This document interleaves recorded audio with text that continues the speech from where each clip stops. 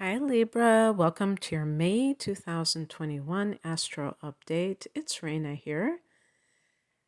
So in May, there's going to be a lot of energy in the element of air. Of course, Gemini is featured because May is always a time when the sun goes into Gemini. But there's also the Aquarius energy. I'll get to that when I get there. But the point is that when you have transits in air, that forms a trine to your sun or your rising sign.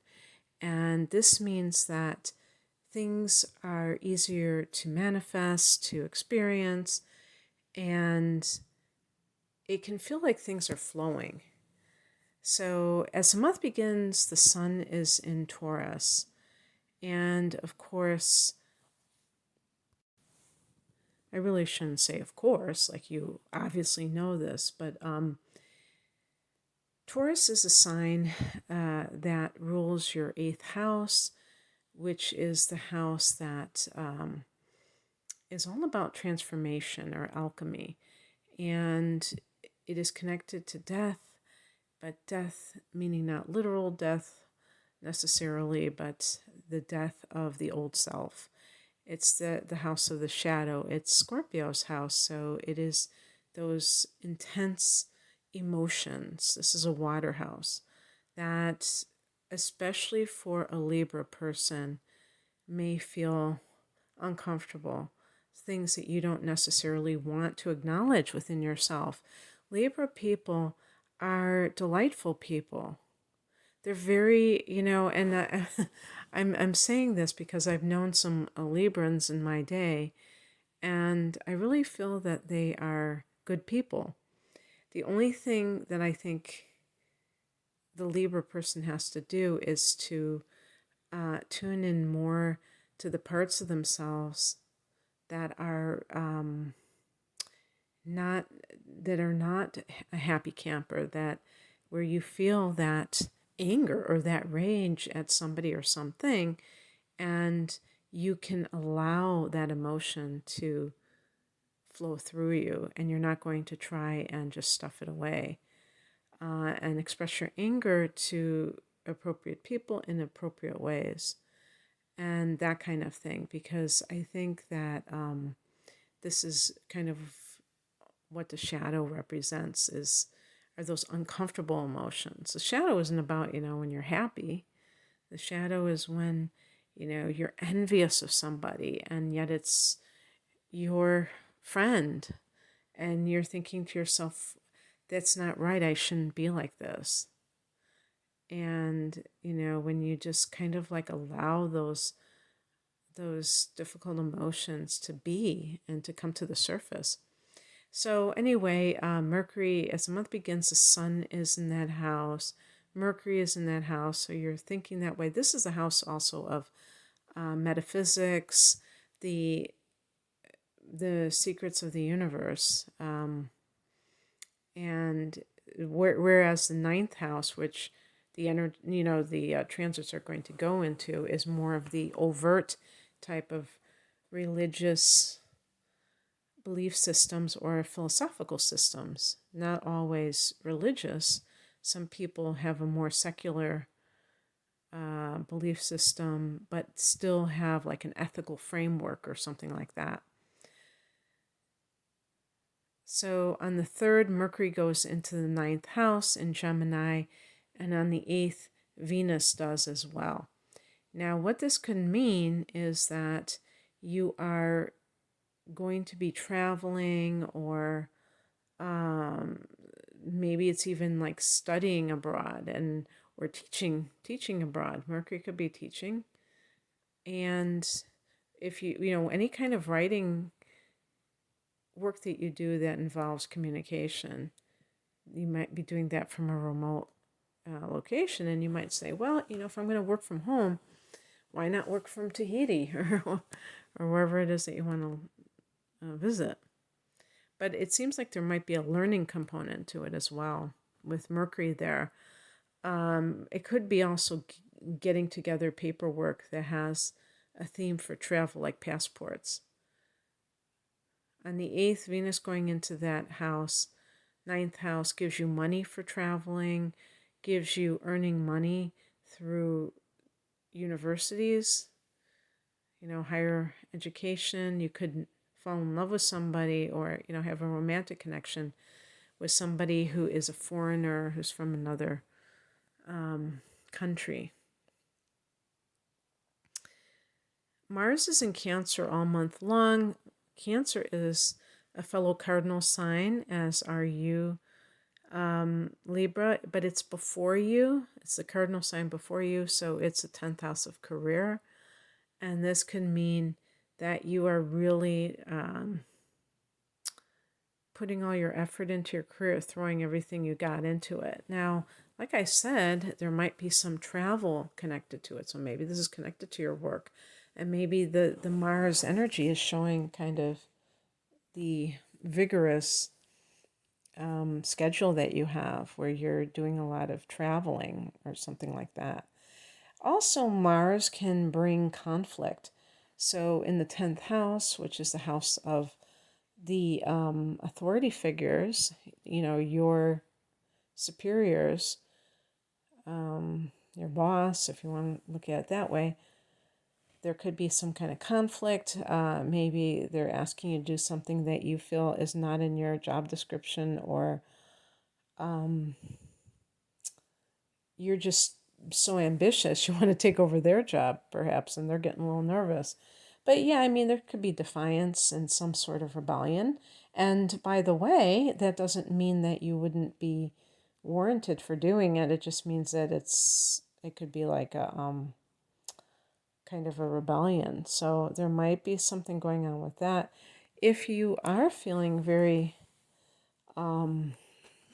ambitious, just be forewarned is forearmed, and kind of rein it in. You can really go after your dreams without seeming to step on other people's toes. This does not strike me as the typical Libra tendency, but some of you do have inner planets in Scorpio, and that can certainly kind of make it more heavy and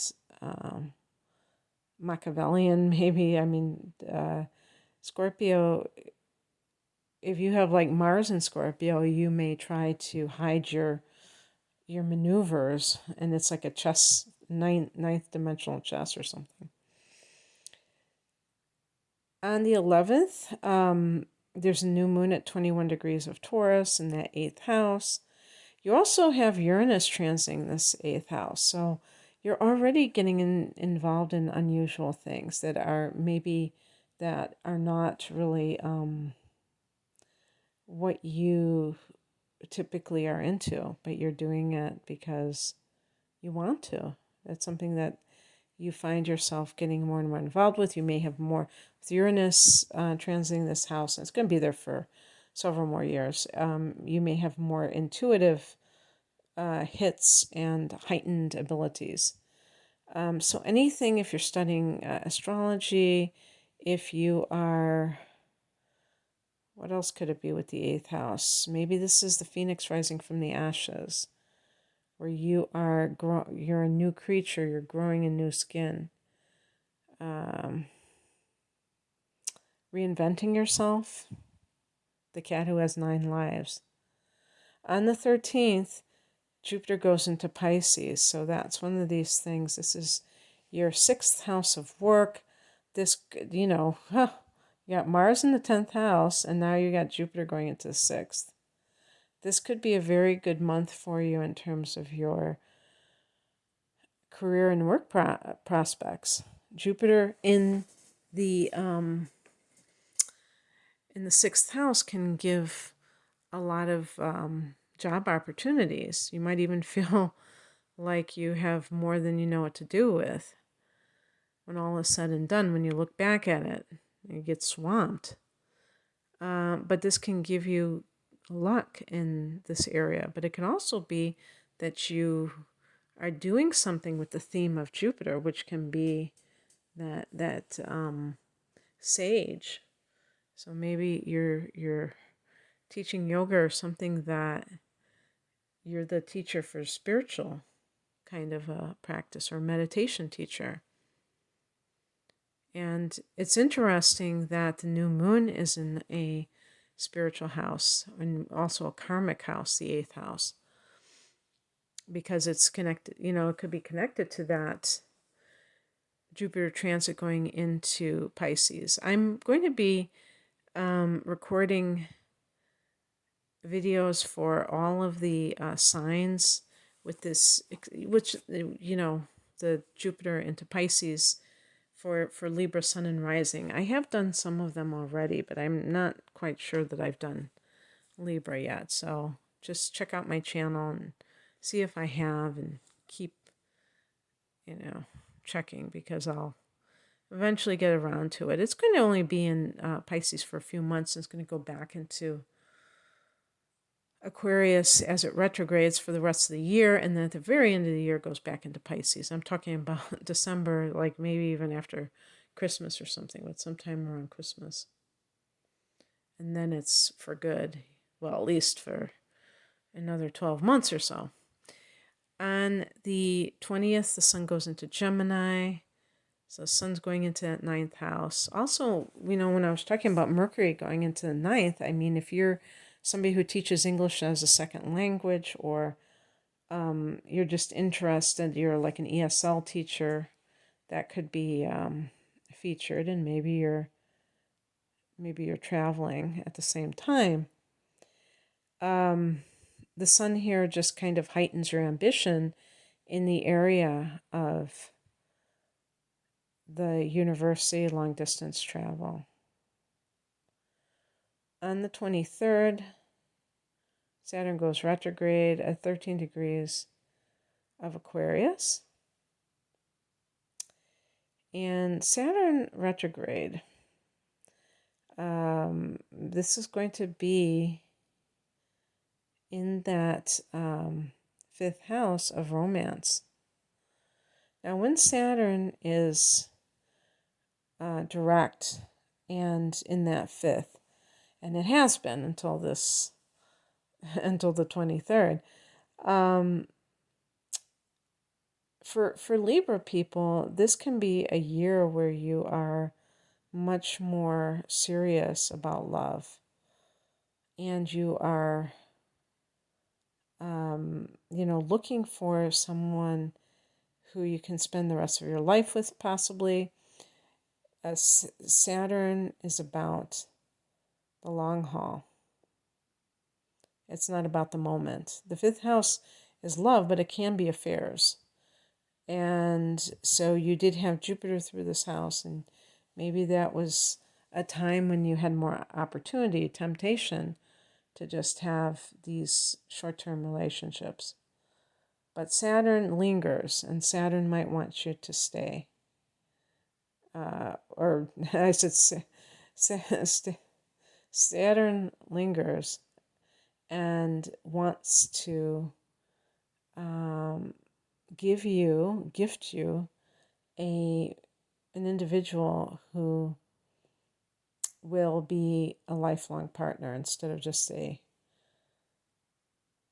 quick kind of an affair. The fifth house is the house of pleasure. It's a house of hobbies. Sometimes if you have Saturn in this fifth house, you may turn a hobby into a career. But maybe there is something that's being backtracked, and you're not quite sure you want to put more energy into it, or maybe it needs more work. Sometimes people may launch things prematurely because they're just so eager to get it out there, and it's half-baked. So Saturn doesn't want anything half-baked. On the 26th, we have a lunar eclipse at 5 degrees of Sag. So this is a friendly angle. I haven't been mentioning what are friendly angles, but the Gemini and the Aquarius.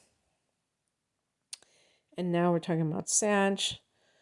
And Sag is your third house of communication. There may be people are experiencing this in their second house, and that would make them a lunar eclipse in the second house might be either a source of income that you have is no longer viable. It can be, to me, that the potential energy of everything that you have accomplished and whatnot is rewarded monetarily. So it's like getting that delayed reaction, the delayed harvest. If this was a regular full moon, we would talk about the harvest time, but this is the power of 3 full moons. So that would be a great time to really divine or maybe set intentions for the things that you want to manifest in your finances, because this can be a time when they say that the full moon is the most powerful time for,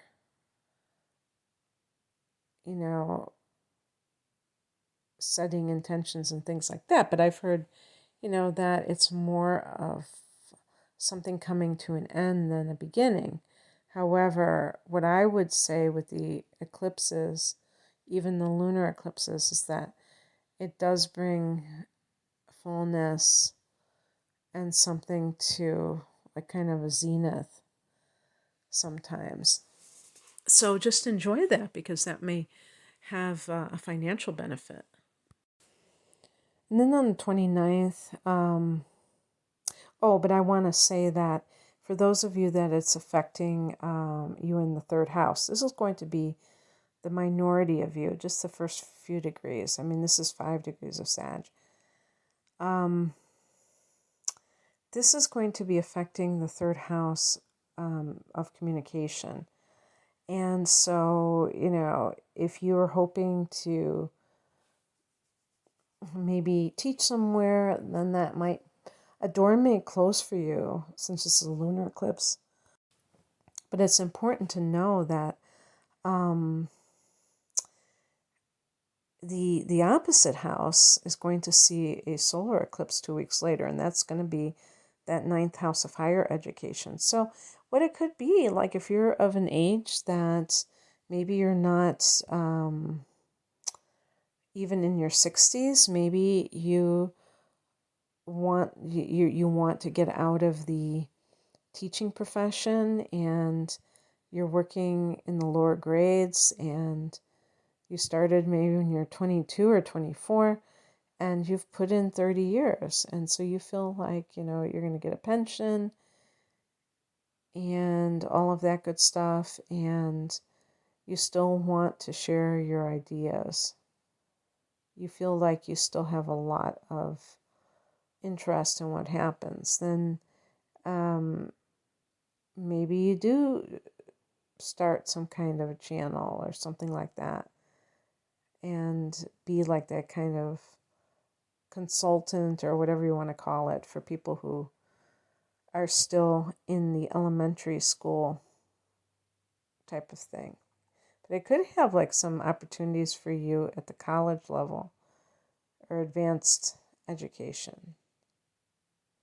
Obviously, that means that you have to have some interest in that area. For publishing, the same thing, because that could be, even with it being in something ending that has a connection to elementary school, or also, the other thing is siblings and extended family members are connected to the third house.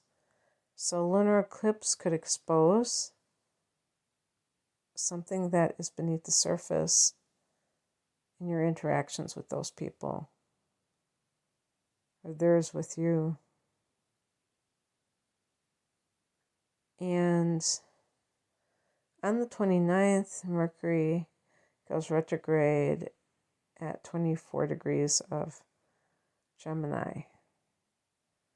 So you may be having to deal with passport issues and maybe having some kind of a delay of a flight or a trip that you had planned to take.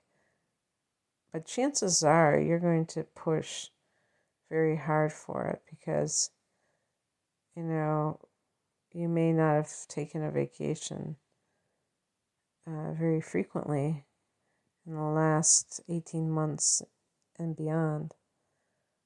I don't know. I just remember, or I just know that, you have to have your paperwork even more so these days. There's something that I've seen when I was looking at my information, and they were talking about this real ID and all of this thing, and I think it has to do with traveling to countries that are supposedly not far away, and